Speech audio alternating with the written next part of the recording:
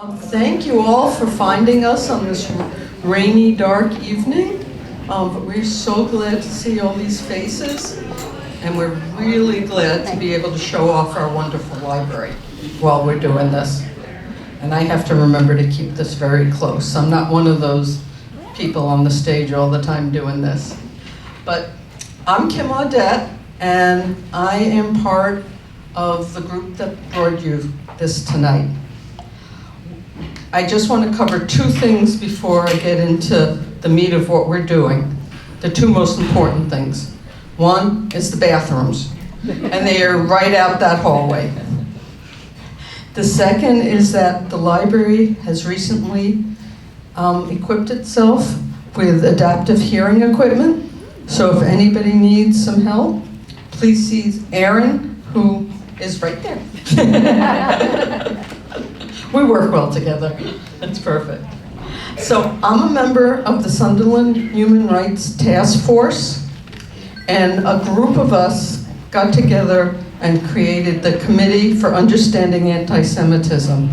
And I'm going to take one quick minute to ask everybody on the committee to just stand up so people can see you. There were 9 of us who have been working for over a year on this.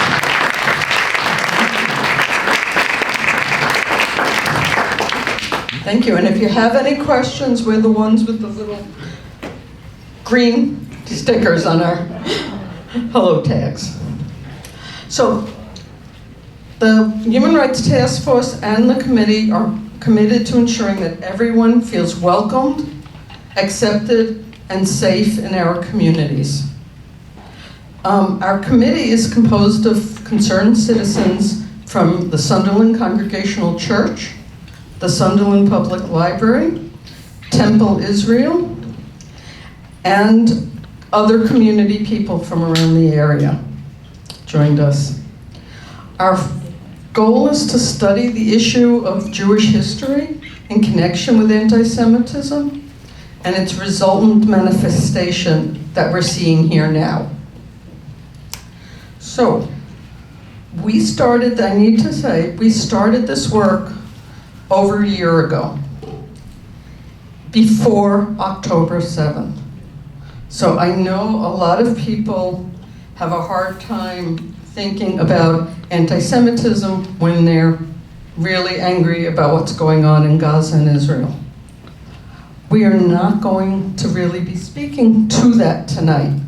We are really focusing on anti-Semitism through the ages and what's happening here in America. And Michael's going to do a great job presenting some of that. So, I would love to have Reverend Randy Calvo give a quick welcome to everybody, and then we're going to have a special treat. Thank you, Kim. And thank you all for coming out. I was sitting right there just outside the doors, and I thought everybody was in front of me, and then I turned around and there's just as many people behind me. This is beautiful. When we did our first one over at the church, I was so happy that many people thought that this was worth their time on a Sunday afternoon to come out, and they came out. And on this group that Kim had been talking about, I actually wondered whether doing it twice was really feasible. Would people come out twice? And I was happily proven wrong. So thank you very, very much for coming tonight. And I'm really interested in what Professor Hoberman has to say, because a lot of the stuff that I've heard as a part of this anti-Semitism group has all been new to me. And I'm closing in on senior citizenhood. I'm almost 65, and I am learning so much stuff about what my Jewish brothers and sisters are going through, and it's really startling, and it's eye-opening. And my focus has probably been like the Holocaust or even Israel's history, as Kim mentioned. We're trying to separate it from the nation of Israel. So I'm half Polish and half Spanish. So when I grew up in the 60s and 70s, that means that I had ancestral ties to a communist Poland. I had ancestral ties to a right-wing fascist dictator, Franco, in Spain. But no one, put that on me as Polish and Spanish here in America. But for Jewish people, you know, the politics of Israel, it almost like it's inseparable. And so that's also something I'm trying to learn more about, is this, you know, I think, what is it, how did you call it, the oldest bigotry, the oldest... Hatred, hatred. The oldest hatred. That's a lot to bear. And I mentioned at the first gathering, a lot of that has to do with institutional church, and I'm a member of institutional church. I'm a part of institutional church. And so I apologize for that, because institutional church is often given the impetus and the excuse for hatred. And that I find deeply offensive. And so that's why I'm part of this. And, well, I don't want any compliments for that, because it's sadly true. And so I apologize for that, and I'm embarrassed that it's done in my religion's name, which means a lot to me, just as the Jewish faith means a lot, whatever faith it is, it means a lot to you. And so I'm here as part of the Sunderland Congregational Church because we were invited to come because they thought it would be meaningful to have a Christian church as one of the co-sponsors. And I hope it meant a lot to our friends who are Jewish, but it meant a lot to our church. And of that, I'm very proud of my church that they came on 100%. It was a unanimous vote to be a co-sponsor of this. And I'm just really proud to be here. I'm really excited to hear what Professor Hoberman has to say, and I hope this goes well. Welcome.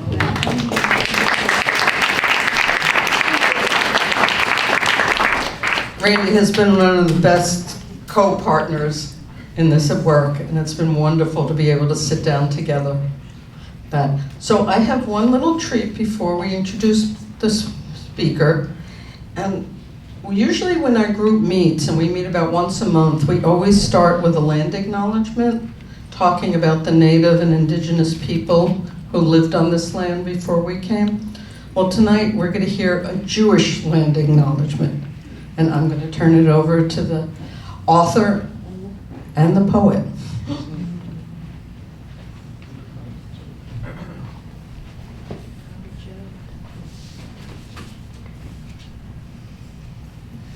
Hi, I'm Yossel Korland, and I just want to say, hearing Randy's words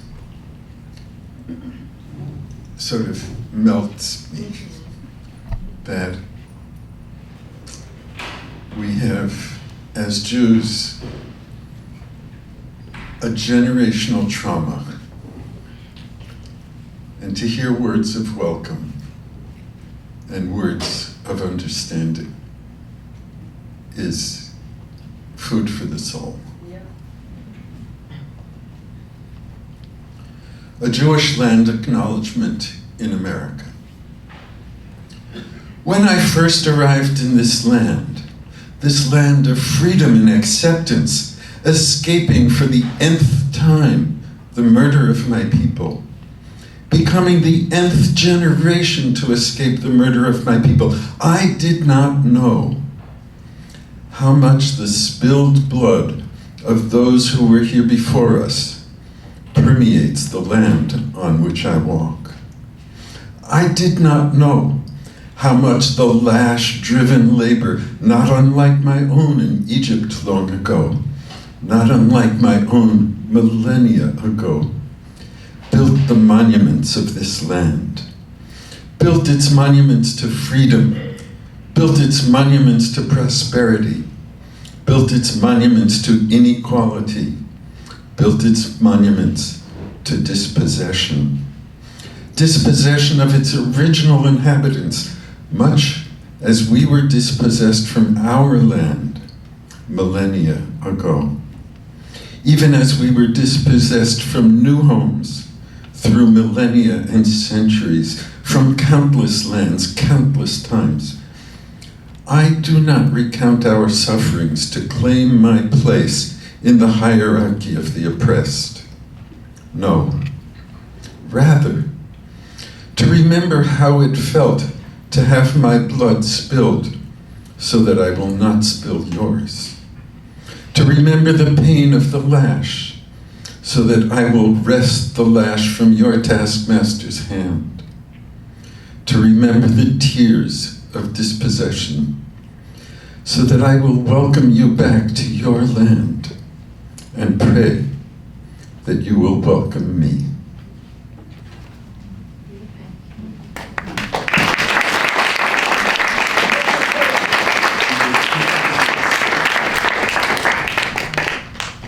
Thank you, Joe. I'm going to ask Erin to come up and formally introduce our speaker. Enjoy, and please, afterwards, we're going to ask for a little help in evaluating our program and getting a sense of it. So at the end, just know you have one task before you leave tonight. Thank you, Kim. Welcome, everyone, to the Sunderland Public Library. My name is Aaron Falble. I'm the head of adult services here, and I'm also a member of the Sunderland Human Rights Task Force, and I've been on the organizing committee for tonight's event and the event at the church a few weeks ago. And it's my honor and privilege to introduce to you tonight's speaker. Michael Hoberman is a professor of English Studies at Fitchburg State University. He is the author of New Israel, New England, Jews and Puritans in Early America, and the book 100 Acres of America, The Geography of Jewish American Literary History. His forthcoming book, Imagining Early American Jews, will be published by Oxford University Press in late 2025. And he is currently writing a book about Theodore Satius Solomons, the Jewish conservationist and founder of California's John Muir Trail. How many knew about that? Michael's articles on Jewish American history appear in Tablet magazine, including an article on Theodore Solomons. And if you haven't yet looked at Michael's articles in Tablet magazine, I encourage you to explore them at tabletmag.com/contributors/Michael-Hoberman. If you don't remember that, you can Google it. Google Michael Hoberman Tablet magazine and you'll get right to it. Michael's writings are engaging, thought-provoking, carefully and meticulously researched, and best of all, highly readable. In other words, scholarship at its best. But you don't have to take my word for it. We have Michael Hoberman in the flesh here tonight, so you will shortly see exactly what I mean. Professor Hoberman will enlighten us with a lecture that will contain interactive components titled Only in America, A Brief History of Antisemitism in the United States. So please join me in welcoming Michael Hoberman to the Sunderland Public Library.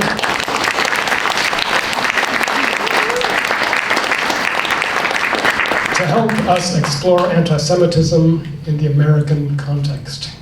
Thank you so much, Aaron. Thank you, Aaron. Thank you, Kim. Thank you to all the other members of the committee who made this happen. It's been a long work in progress. Thank you to my wife, Janice, who turned these slides into something that is palatable to the human eye.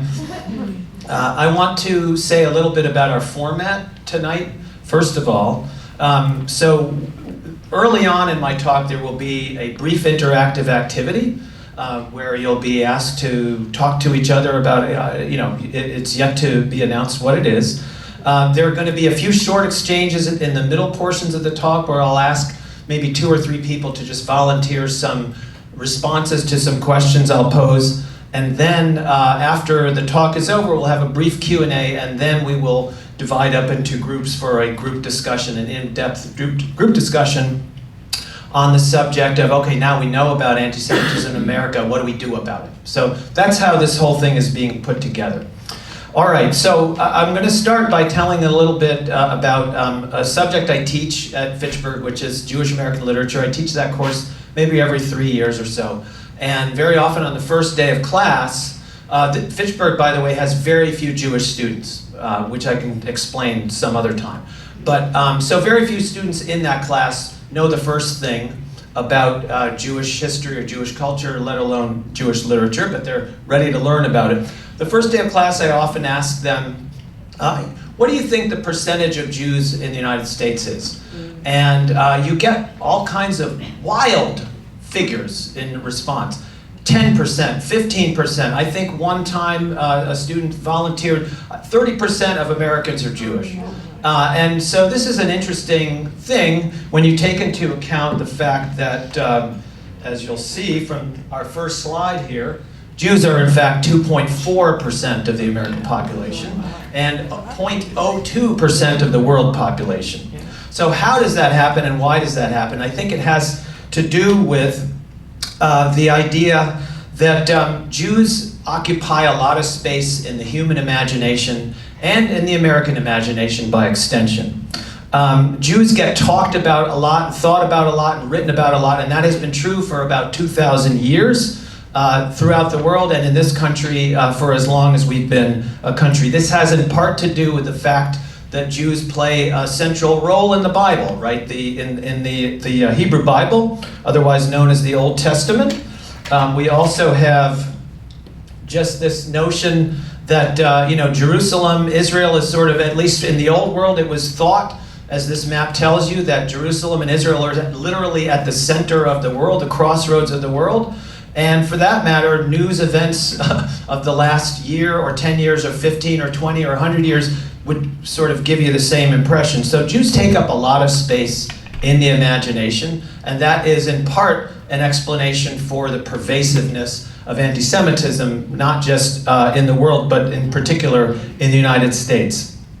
I think also there is, besides the role that Jews play in the Bible, there is also the fact that in so many parts of the world, the arrival of Jews, the presence of Jews, the movement of Jews from one place to another is very often a harbinger of change, of modernity, of industrialization, of migrants, and so on. So, images like this one here of, this is a 19th century image of a Jewish peddler, speak to a certain quality that, let's say, people, not just anti-Semites, but people imagining Jews around the world have associated Jews with change and movement and dynamism, and sometimes, of course, with problematic things in the world.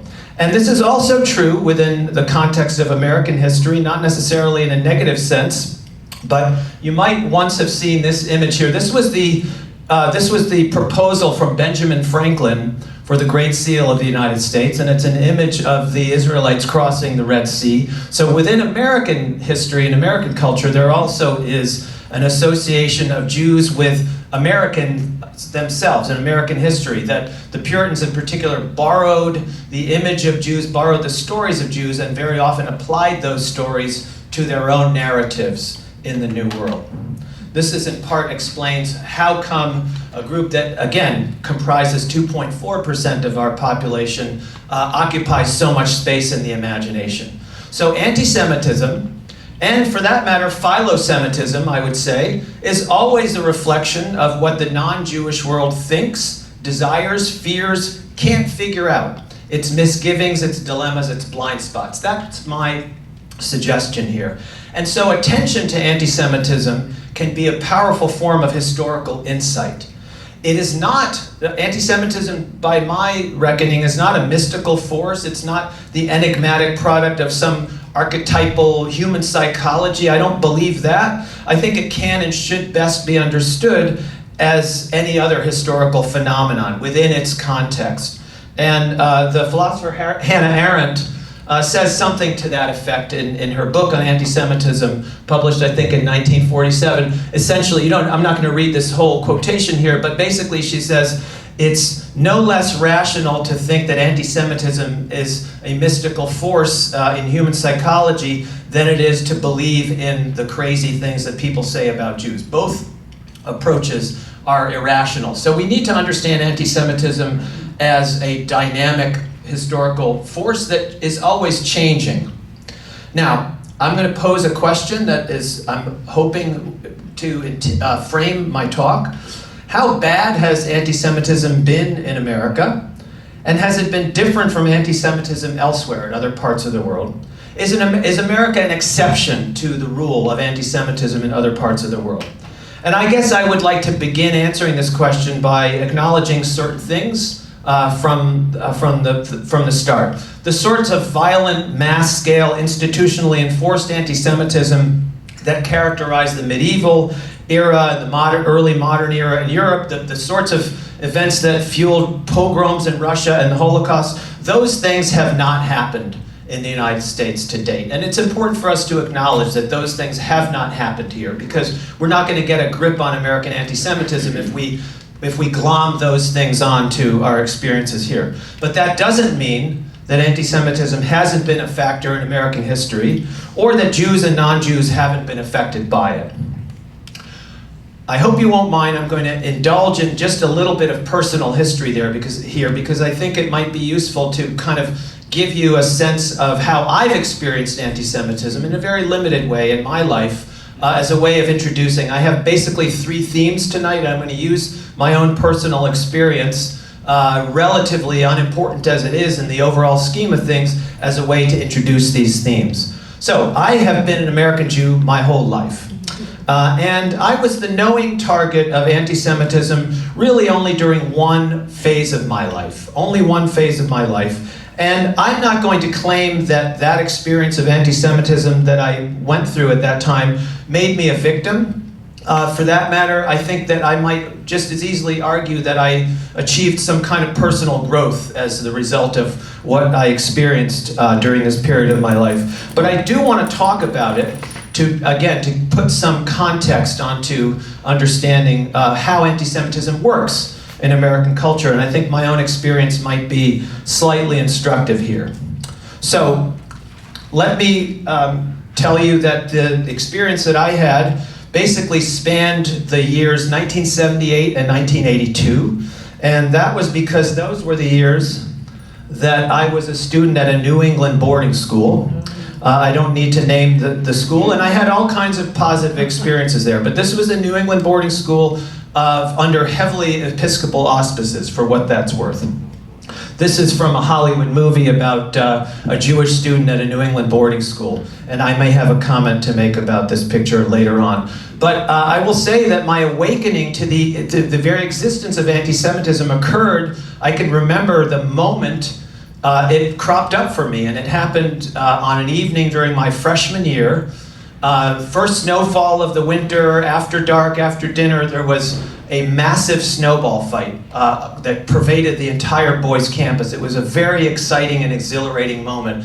And I charged out there with all my dorm mates and just had a great ball. What excitement it was. All of a sudden I felt at home in this environment until I can't remember if it was a guy on the opposing snowball team or on my snowball team, but there was a guy out there. I think he was the quarterback on the football team, and he had a big garbage lid, and he had spray painted a white swastika on the garbage lid. And all of a sudden, that snowball fight stopped being fun for me, as you might imagine. And I realized, okay, I'm in a different world now. I should have mentioned that I came to that New England boarding school from Greenwich Village, which is where I grew up in New York City, which was the last, was sort of about as far away from that environment as a person could be. So I really wasn't used to anti-Semitism at all. Now, over the 4 years that I was at the school, the anti-Semitism I experienced took the familiar form of slurs and jokes and physical intimidation, and probably most significant, a pretty high degree from time to time of social ostracization.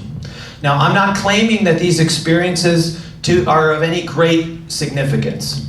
And I also think it's important for me to say that the privilege that I incurred by being at such a school and by being able to learn in such an environment may very well, in the overall scheme of things, outweigh the trauma. I don't even think of it as trauma, but whatever it is. I think the privilege it's important for me to mention that this was a privileged environment that I happened to have access to.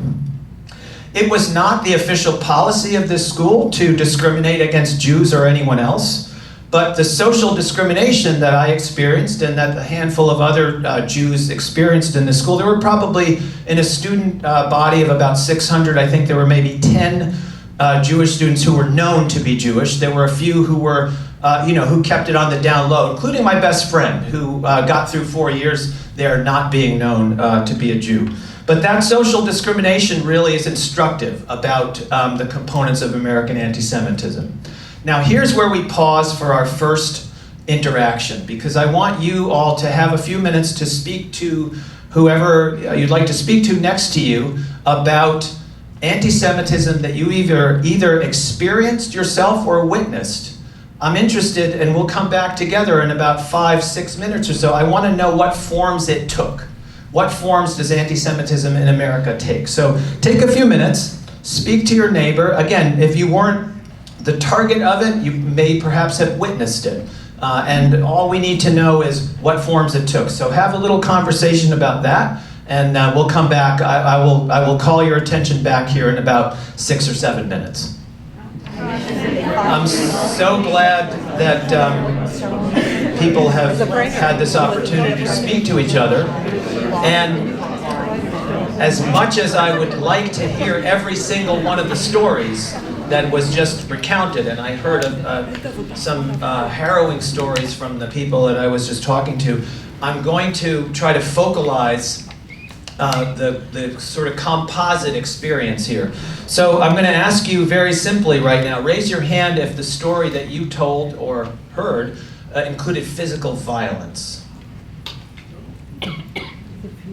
Okay, that's interesting. That's interesting. And raise your hand if the anti-Semitism involved verbal intimidation. And number 3, if it involved being singled out or humiliated in public. Social isolation. Literal exclusion, being kept out of something, officially. Other forms, is there anybody who would speak to another form other than the ones I've just described? Yeah. You didn't mention it, in smaller communities and all, we were a novelty. So just being looked at as a novelty. Yeah. The exotic. Yes, okay, being exoticized. Yeah. Okay, fair enough. And yes? I can. You can hear me better about the math. Oh, I'm sorry. I can give you the microphone if you like. Okay. In a college, went to Michigan State, and there were only like a handful of Jews in that university, and the religion department had courses in every religion in the world except for Judaism. And so a handful of us Jews tried to petition the administration to have just a single course like Judaism 101, just a basic introduction. And they kept saying, oh no, the university doesn't have the money to add any more courses, and there aren't any classrooms that are free, and there's nobody who's willing to teach the course, and no one would show up because no one's interested in Judaism. And next semester was going through the course catalog to find out next set of courses to sign up for. And there was a course on Jewish history that was listed. And so out of curiosity, I enrolled in the course. And the first day of class, the instructor said that anti-Semitism does not exist, that the Jews were a bunch of liars, that they made up stories, like a Jew wrote the protocols of the elders of Zion and blamed Christians for it, and the Jews blamed Christians for claiming that Christians claimed that the Jews were responsible for the death of Jesus, and the Jews are just a bunch of liars, and they control all the governments in the world and all the banks in the world, and the Holocaust never happened, blah, blah, blah.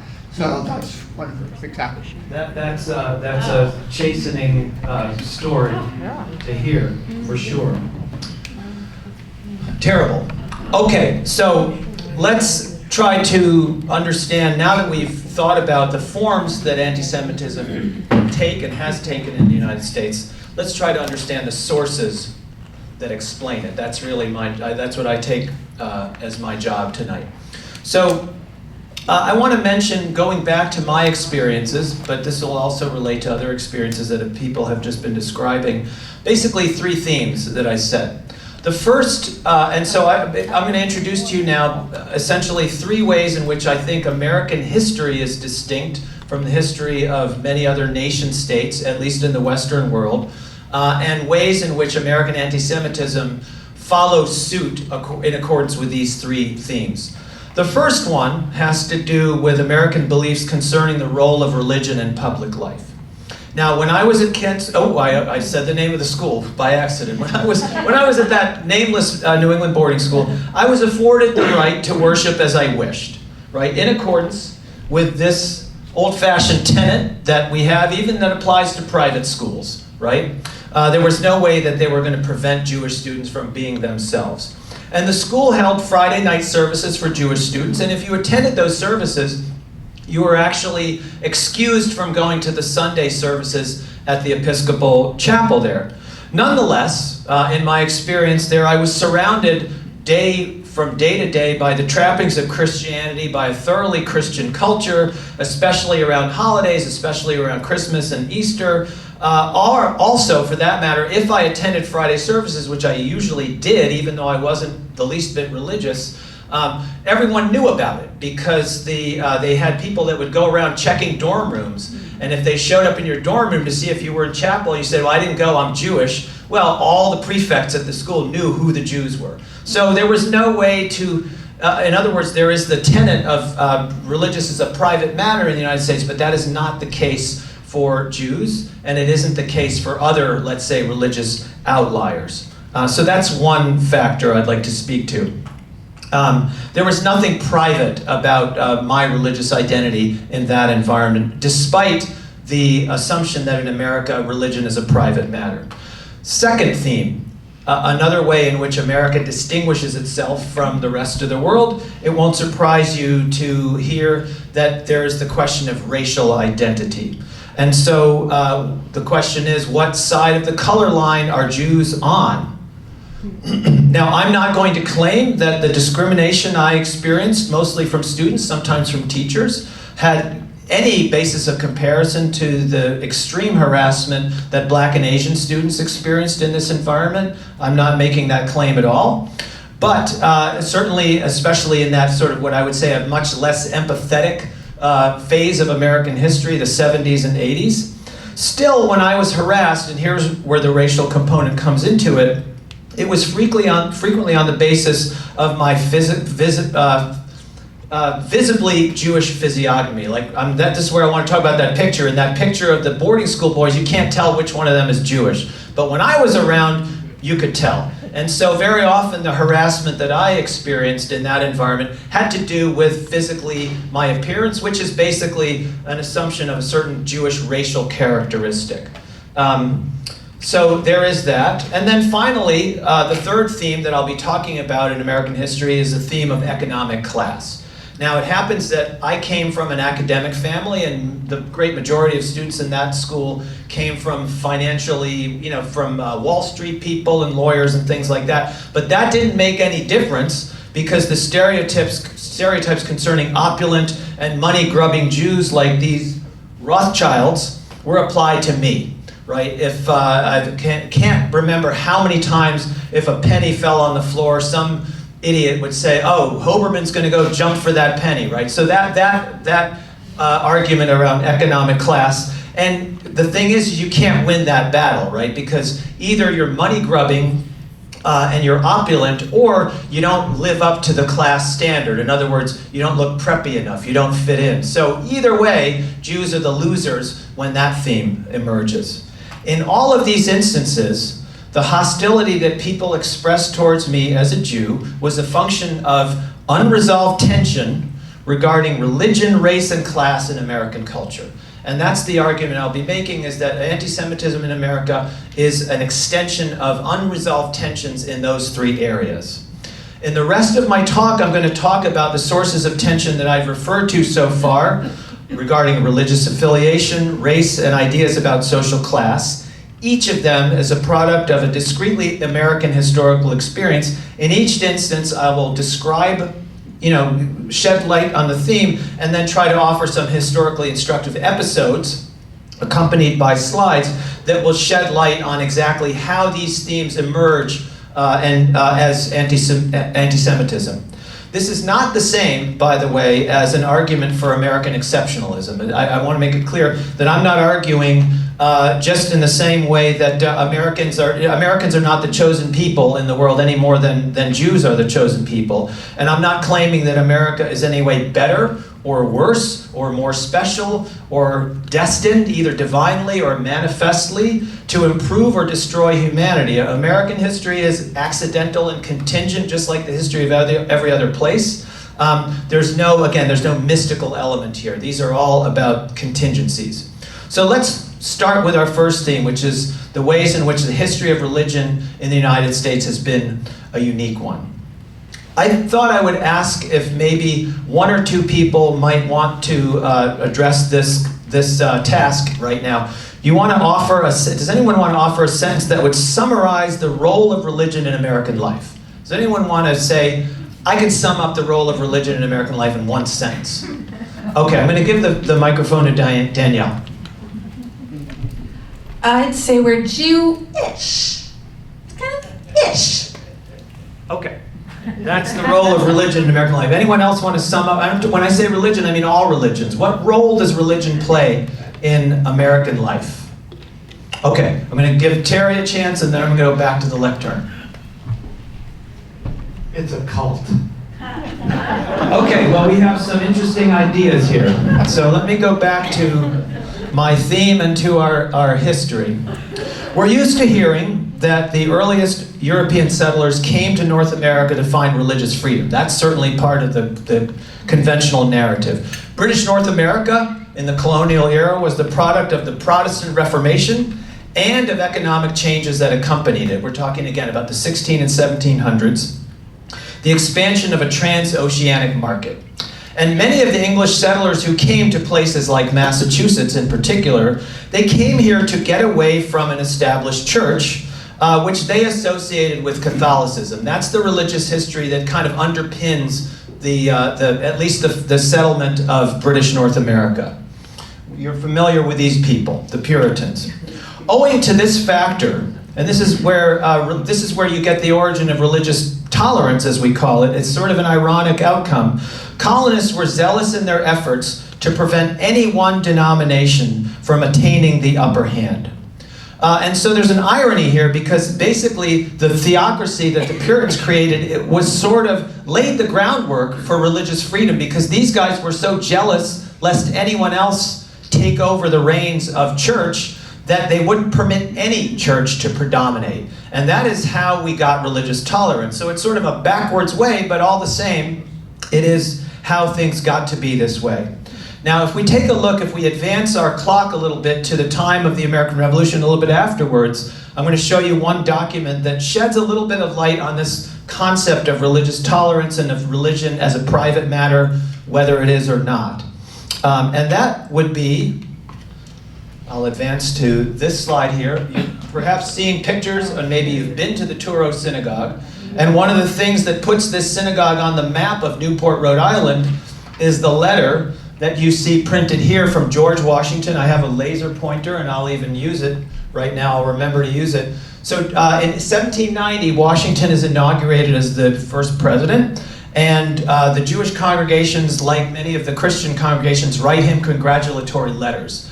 He sends a letter, among others, to the Newport Jews, thanking them for their support during the American Revolution. And it's in this letter, this is a very famous American document, it's in this letter that he speaks these really profound, powerful, inspiring words.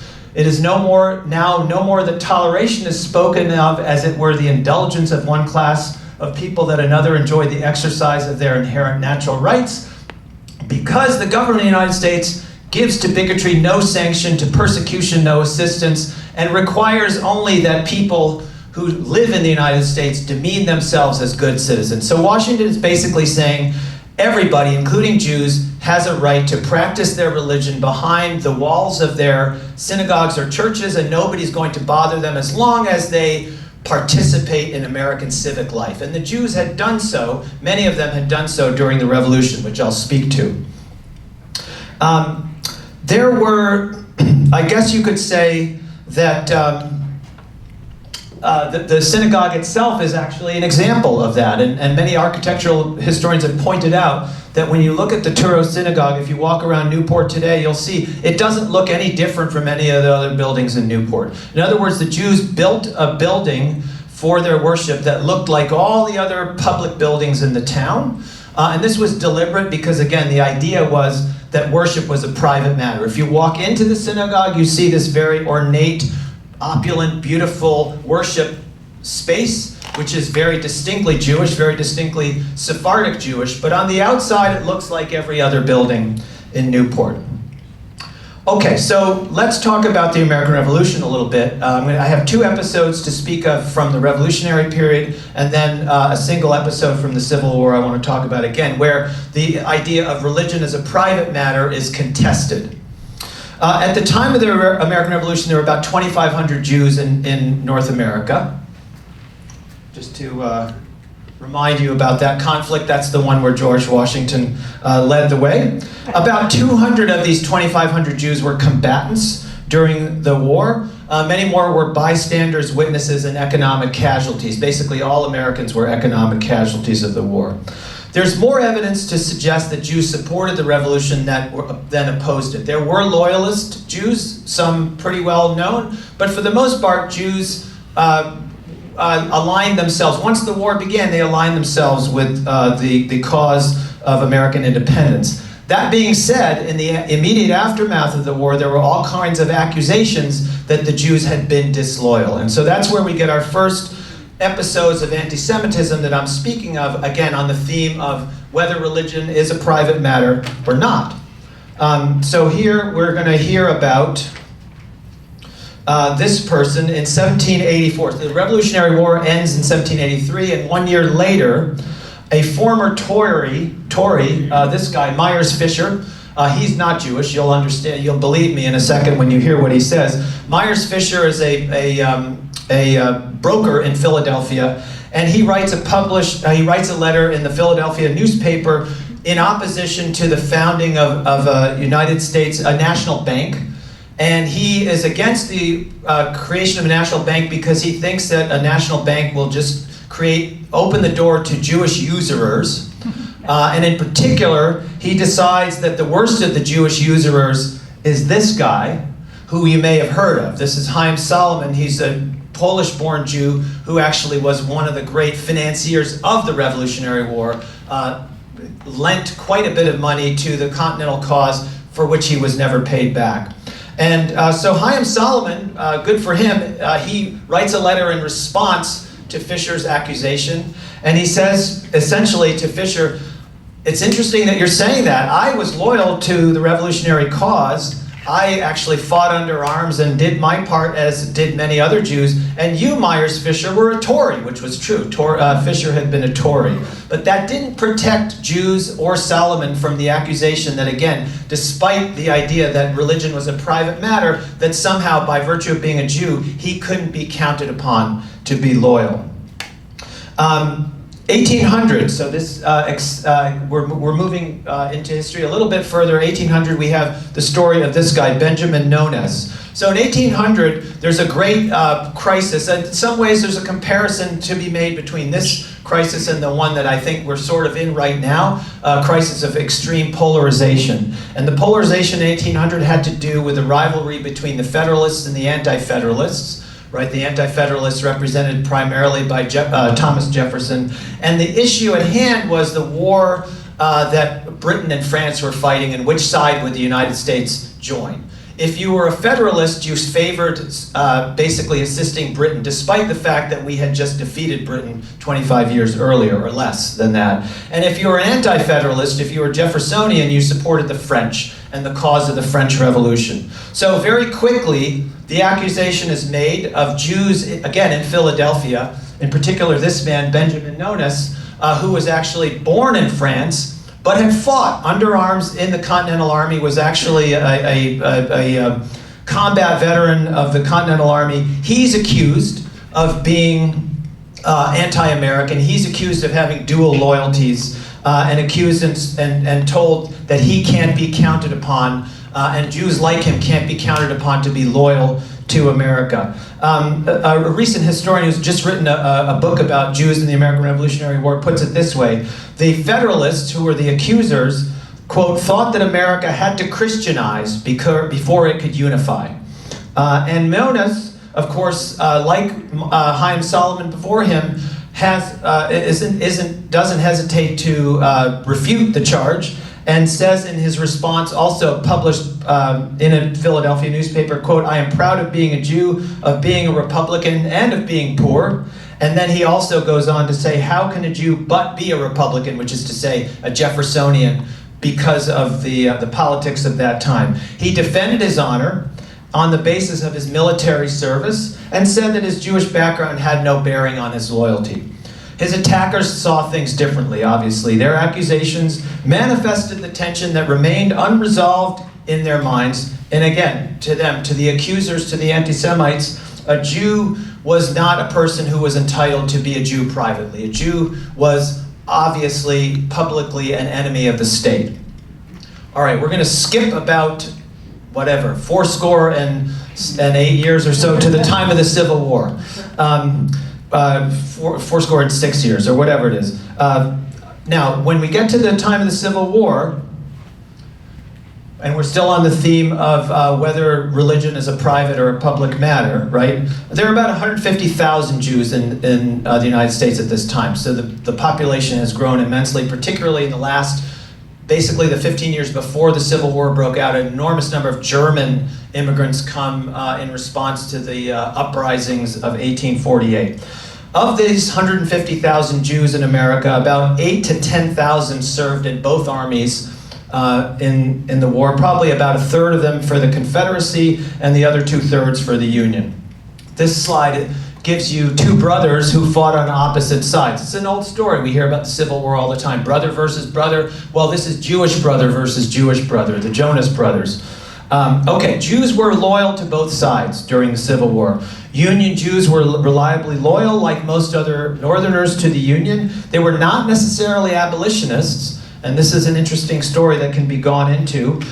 This is just sort of a sidelight here, but the cause of abolitionists was very heavily Protestant, and it very often alienated Jews. So there were some Jewish abolitionists, but for the most part, Jewish people on the northern side of the Mason-Dixon line were loyal to the Union and perhaps indifferent on the matter of slavery. That's neither here nor there, but that's just the fact. Accusations of disloyalty were made on both sides. The story of this person is quite well known. Judah Benjamin, sometimes referred to as the brains of the Confederacy. He held 3 different cabinet posts under Jefferson Davis, and basically every time something went wrong for the Confederates, he was the person to be blamed because he was a Jew.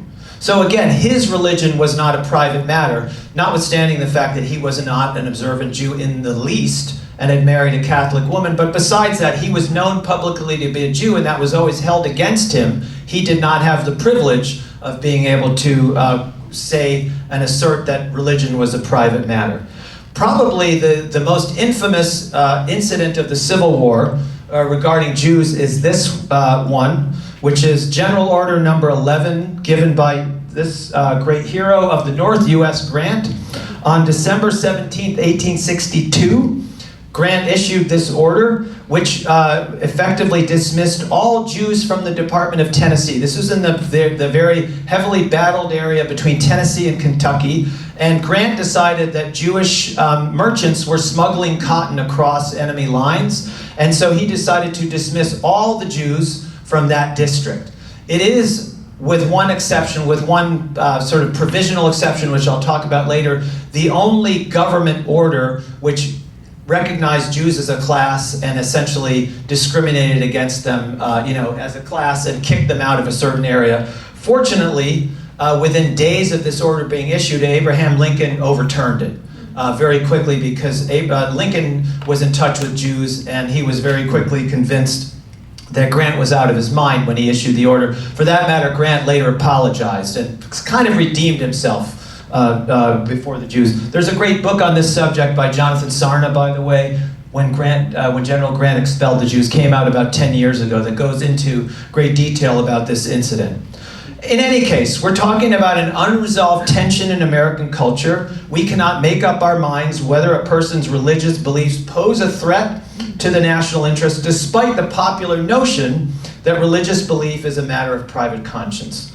Jews, of course, are not the only group of people who have been singled out this way. And here's where my provisional other example comes up. I was teaching a class about General Order Number 11 a few years ago. It was in 2016. And I announced to the class, oh, General Order Number 11, the only time that a government official issued an order dismissing any religious group as a class, and somebody in the a student in the class raised their hand and said, what about the Muslim ban?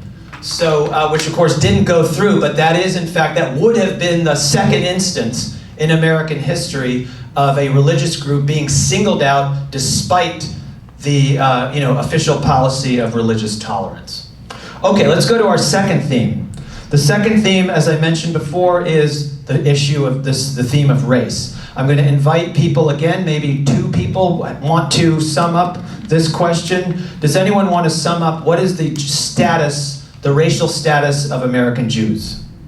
Would anyone care to say what the racial status of American Jews is? Go ahead. Other. Other. Other. Okay, that's one answer. Anyone else want to try that one out? Ambiguous, thank you. So we have other and ambiguous, and those are pretty useful words in this context. Let's look at some historical episodes to shed light. To put it simply, Jews in the United States may not always have perceived or treated as white, but they have rarely been classed as black. Of course, there are Jews of color, and that's a separate story, but Jews as a whole in general have rarely been classed as black. The status of Jews in the United States has been shaped by the reality that non-whites, whether Native American, Black, or Asian, have been marked as racially visible outsiders to the culture. And so the ambiguous, there's that word again, the ambiguous racial status of Jews in the United States has contributed to their experiences of discrimination. Now, the history of Jews and blacks, of course, in America is complex and fraught. We idealize certain images, and this is certainly the most idealizing image I can think of. This is the alliance, let's say, the purported alliance, the provisional alliance that existed at the height of the civil rights era. And here you see Abraham Heschel with MLK marching together. It's the assumption that Jews and blacks are or ought to be natural allies because of their quote-unquote shared experience of discrimination. And this is epitomized. I want to tell you a little story here. It's epitomized because there's a certain amount of desire that undergirds that thinking. And here's the story I'm going to tell you. So I have a book coming out about basically the mythology of Jewish history in America. And there's an anecdote that I bring up in that book that has to do with that Touro synagogue I showed you before. I was doing a Zoom lecture on the history of the Touro synagogue, and one of the listeners, raised their hand and said, "Is it true what I heard that the Touro synagogue hid escaped slaves on the Underground Railroad?" And I had never heard this story before, and I didn't have an answer for the person. I said, well, I'll check that out. But I was pretty sure that the answer was no. And in fact, the answer was no. And the reason the answer was no is that when there was an Underground Railroad, which was really in the middle decades of the 19th century, there weren't any Jews in Newport. The Jews in Newport were there during the Revolutionary War, and then they left for various reasons. So there weren't any Jews to let anybody into that synagogue in the first place. But it's a legend that has legs. I found it written about in a couple different books. And the reason this legend has legs has to do with the desire, I think, on the part of the American Jewish community to be on the right side of history, to want to think of ourselves as being marching there with MLK, but of course that isn't always and hasn't always been the case. So there's desire is always a factor here. On a more comic note, and this is just news emergent from yesterday, a text message that I received from a friend of mine. I don't know if you know this, but Larry David, it turns out, has a Confederate ancestor, the great comedian. And not only that, but Larry David's Confederate ancestor was a slave owner. And there's an episode of him on the show with Henry Louis Gates, whatever that show is called, where he makes that discovery, and he's dumbfounded.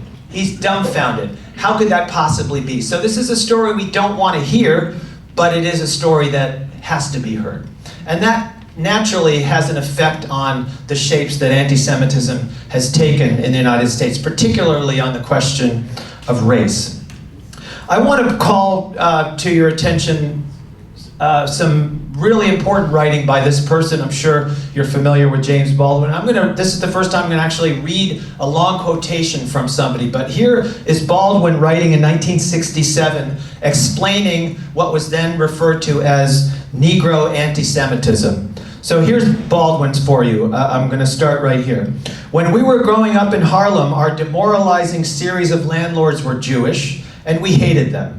We hated them because they were terrible landlords and did not take care of the building.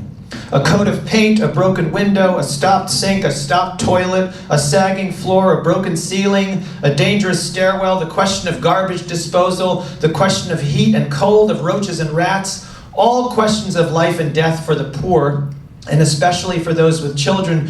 We had to cope with all of these as best we could. Our parents were lashed to futureless jobs in order to pay the outrageous rent. We knew that the landlord treated us this way only because we were colored, and we knew that we could not move out. So basically, Baldwin is saying, if there was such a thing in his Harlem of his growing up, if there was such a thing as anti-Semitism, it was anti-whiteism, right? Jews in his world were white people who did the same things that the white supremacists were doing around the world. And in fact, a historian of the Jewish Southern experience has said something along the same lines. Basically, the most common relationship between Southern Jews and blacks was a commercial one, right? We have to take into account that Jews in many cities and rural areas in the United States occupied the status of commercial class, and were in black communities and very often perceived as exploiters. Jews have had to negotiate a delicate balance between going along with American racial norms of white supremacy and pushing against them, right? So marching with MLK, but charging those rents, right? Those words of ambiguous and other, they come to mind again. Now, racial tension between US blacks and Jews rose in particular around this episode in 1913. I think there's some images on that projector about this as well. This has to do with the Leo Frank case, so I'm going to speak about that briefly. Leo Frank, on April 20th, 1913, he was a New York-born German Jewish industrialist in Georgia, and he was arrested for the murder of a teenage white girl employee named Mary Fagan. A black janitor in that factory by the name of Jim Conley was the prime prosecution witness, and he claimed, Conley did, to have carried Fagan's dead body to a coal cellar where the body was later found. Jews and blacks in this community, as the same Southern historian has written, said basically had, quote, a mutual reliance on the dominant white Gentile majority. So both the Jews needed approval from the white Gentiles, and so too in this particular case around Leo Frank, so too did the blacks. Now, an important consideration here is that Frank's lawyers, the lawyers who were defending Leo Frank, these charges were illegitimate because Frank, as we now know, had not committed the murder, but nonetheless, Frank's lawyers had tried to implicate Conley, that is, they tried to implicate the black janitor, quote, by pandering to popular stereotypes of the black rapist. So the Jewish lawyers, or the lawyers defending the Jew in this case, were essentially buying into black stereotypes. The governor of Georgia commuted Frank's sentence, but Frank, as many of you probably know, was lynched by a mob in 1915.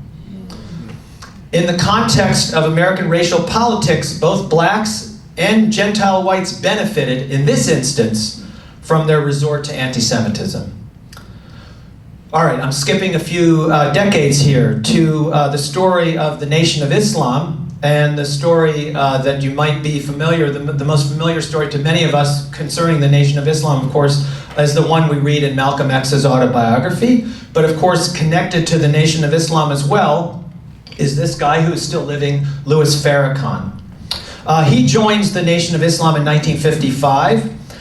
By the way, the jury is still out as to whether or not he had something to do with Malcolm X's assassination. There are all kinds of accusations there, but all the same, he has made, throughout his career, Farrakhan has made numerous anti-Semitic pronouncements over the course of his career, including in 2015, accusing Israel and the US of being behind 9/11.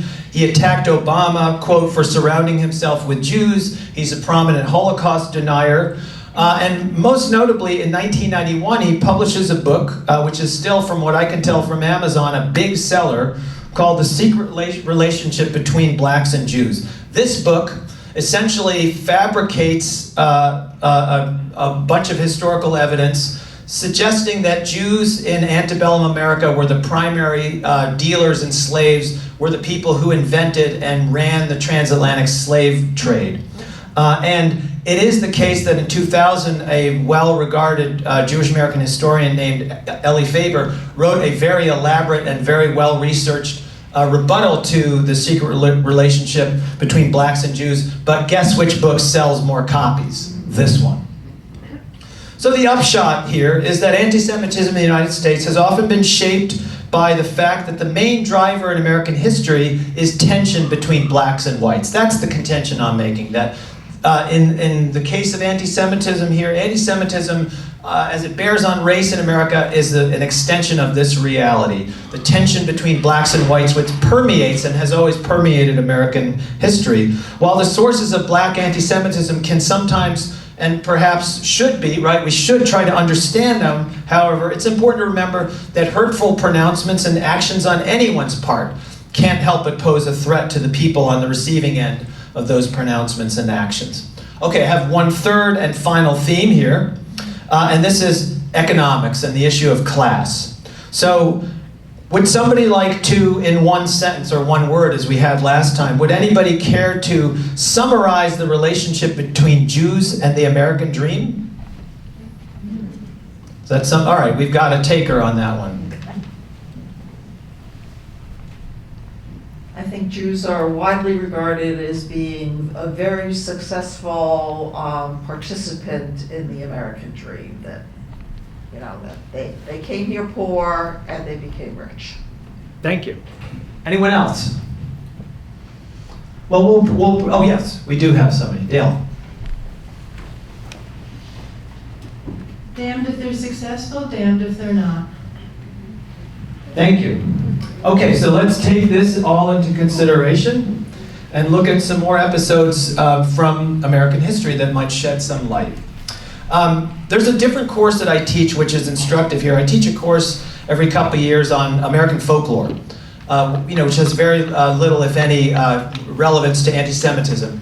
But there's an article that I often teach in that course which has to do with the stories that people tell in American families about financial misfortune.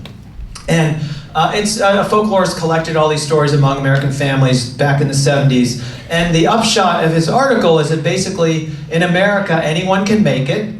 And economic success is the product of individual initiative. And that failure stems from individual failing.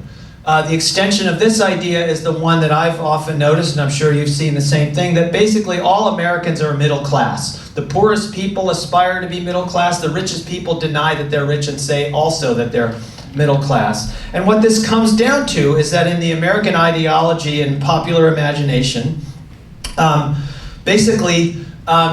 we can't make up our minds about economic class. Americans don't want to face up to the reality of economic class. When you don't want to face up to a reality, all kinds of crazy things happen. Freud talked about the return of the repressed. So anti-Semitism around economic issues is an example of that, where people's failure to address real profound problems around economic class manifest as anti-Semitism in many instances.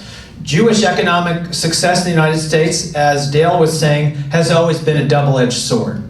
It's allowed access for many to privilege and status. Sometimes it's inspired admiration on the part of non-Jews.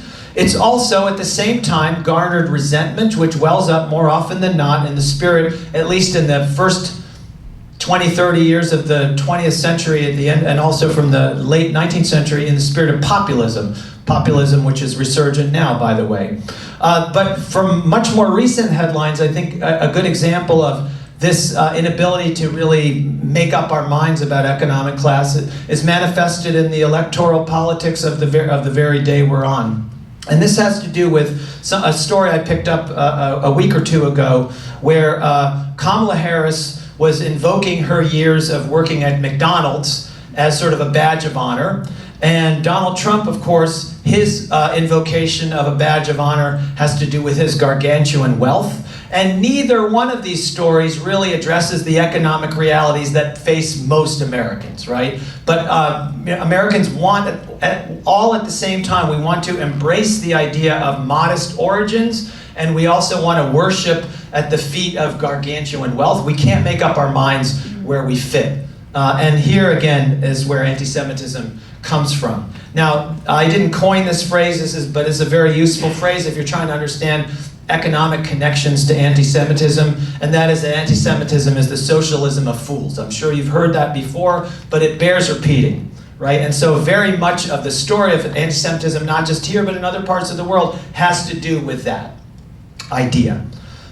Now, a historian named Hasia Diner has recently written that basically we're talking about late 19th and the first half of the 20th century, that anti-Semitism in the United States came from the top down, from elitist sources, and from the bottom up, from populist sources.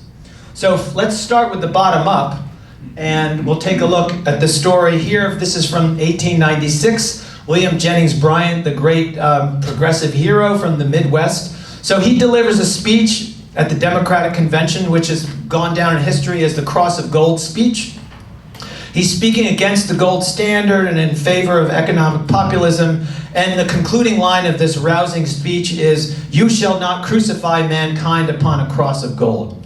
Echoes, in other words, of ancient Christian prejudices. Bryan has been written about extensively, and many historians will argue that he's not an anti-Semite in his own personal life. Nonetheless, the implications of that line are difficult to ignore. And it is also said that when he delivered that line, a chant went up among the audience members, quote, "Down with the hook-nosed Shylocks, down with the Christ-killing God bugs." So there you go. This economic populism manifested in this instance in anti-Semitism. Another Midwestern politician, Ignatius Donnelly, argued, quote, "Jewish bankers are working to turn farmers into serfs." Okay, those are your bottom-up examples, and now we have the top-down. Here's Henry Ford. Ford, of course, publishes the Dearborn Independent in 1918, arguing in it that Jews are behind strikes, financial disasters, and agricultural depressions. I saw there's a slide corresponding to this one on that projector over there that tells you that everybody who bought a Model T got a copy of the Dearborn Independent. Also, Ford published the Protocols of the Elders of Zion, which is a very famous, internationally famous, fabricated anti-Semitic book. His newspaper is widely distributed, as we've mentioned. Okay, so this is the 1920s. We get to the 1930s, the Depression. That fuels more anti-Semitic fires, including in rural areas. And then, of course, when you get into the middle of the 1930s, you also find anti-Semitism, populist anti-Semitism, class-based anti-Semitism on the part of industrial workers in cities of the North. And this is where Charles Coughlin comes into the story, right? So his publication, Social Justice, has 250,000 subscribers, speaks to a largely, whereas the populists like Bryan are speaking to farmers, this guy is speaking to a largely Catholic urban and industrial worker base. Among other things, he rails not only against Jewish bankers and financiers, but union leaders, arguing that New York Jews with, quote, white-collar jobs in the union bureaucracy were trying to tell blue-collar workers who had been fired how to fight the bosses. Coughlin he's operating in the Midwest, but there's a ripple effect for his radio broadcasts and his newspapers, and that ripple effect is actually felt as close to home as right in Boston, where this group, the Christian Front, actually instigated a series of anti-Semitic riots in Boston in the 1930s. There's a fantastic book about these guys that came out a few years ago. So again, a form of both top-down and bottom-up economic anti-Semitism manifesting both in rural and industrial areas. So I'm going to bring it to a conclusion here. I've spoken to you about these three themes, and I will say that basically in the current era, anti-Semitism in the United States has assumed new shapes, but the same basic principles I've outlined still apply. I think we're at the time where we should be doing a brief Q&A and then moving to smaller groups. So let's move in that direction. Thank you.